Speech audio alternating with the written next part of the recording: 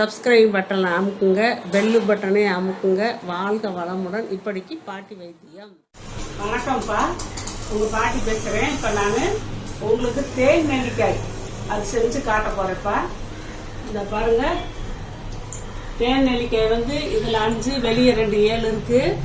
தேன் சுத்தமான மலை தேனுப்பா எங்களுக்கு கிடச்சிருக்குது. நாங்கள் ஆள் விட்டு சொல்லி வாங்கி வச்சுருப்போம். இப்போ இது எப்படி போடுறதுன்னு நான் உங்களுக்கு சொல்லித்தரேன். இந்த 5 நான் போக்கில் குத்தி வச்சுருக்கேன். இதே மாதிரி இந்த 2ஐயும் உங்களுக்கு நான் குத்தி காட்டுறேன். ஒன்று போல் வாங்கணும், ரொம்ப பெருசாக வாங்கக்கூடாதுப்பா. அது சக்கையாக இருக்கும். இப்படி ஒரு நிதானமானது வாங்கினீங்கன்னாத்தே இங்கே உங்களுக்கு அது கடிச்சு சாப்பிட நல்லா இருக்கும், மெதுவாக இருக்கும். ஊறுறதும் நல்லா ஊறும், ஒன்று போல் ஊறும். அதனால நீங்கள் இப்படி பெரிய நெல்லிக்காய் இருக்க வாங்குறீங்க. இது மலை நெல்லிக்காய், அழகான நெல்லிக்காய். இவ்வளவு தான் வாங்கணும், பெருசாலாம் வாங்காதீங்க.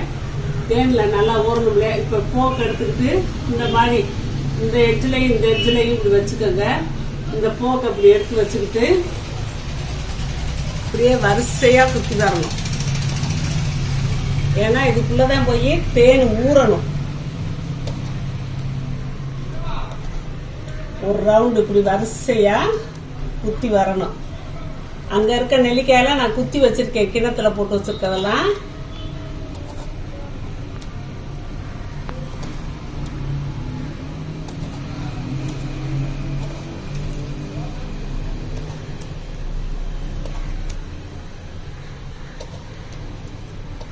ஒரு ரவுண்டு குத்தியாச்சு. இந்த மேலே இந்த உச்சி பகுதியில் இப்படி ஒரு குத்து, இப்படி ஒரு குத்து குத்திட்டு அப்புறம் திருப்பி நடுவில் சென்டரில் இப்படி குத்தணும்.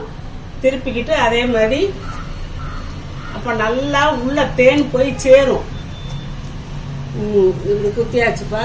இதையும் நான் அந்த மாதிரி குத்தி காட்டுறேன்.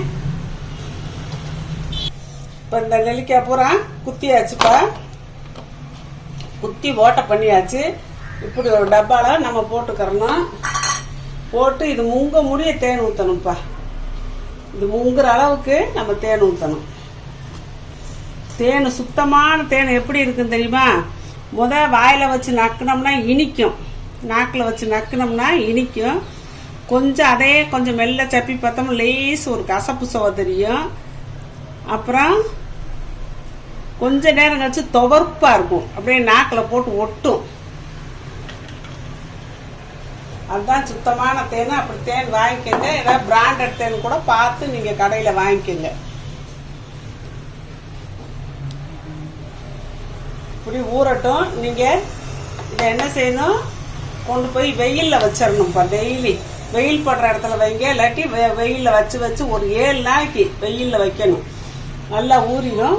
அப்புறம் பெரட்டி 7 நாளைக்கு அப்புறம் தான் ஒவ்வொன்றா எடுத்து ஈரம்படாத ஸ்பூன்ல எடுத்து இப்படி கூட எடுத்து சாப்பிட்டுக்கலாம். அது வரைக்கும் தேனில் நல்லா ஊற அமுக்கி ஊற வச்சுட்டு, இது சுத்தமான இது பிளாஸ்டிக் டப்பாப்பா. நம்ம சாப்பிட்ற பொருள்களை வைக்கிற இதுதான். மைக்ரோவனில் கூட வைக்கலாம். அப்படியாப்பட்ட டப்பா வாங்கியிருக்கேன். கண்ணாடி இதில் கூட போட்டு வச்சுக்கலாம். கண்ணாடி பாட்டிலு, கண்ணாடி குடுவை, ஜாடி இந்த மாதிரி போட்டுக்கலாம்ப்பா. இந்த பாருங்க, இதுதான் தேன் நெல்லிக்காய்.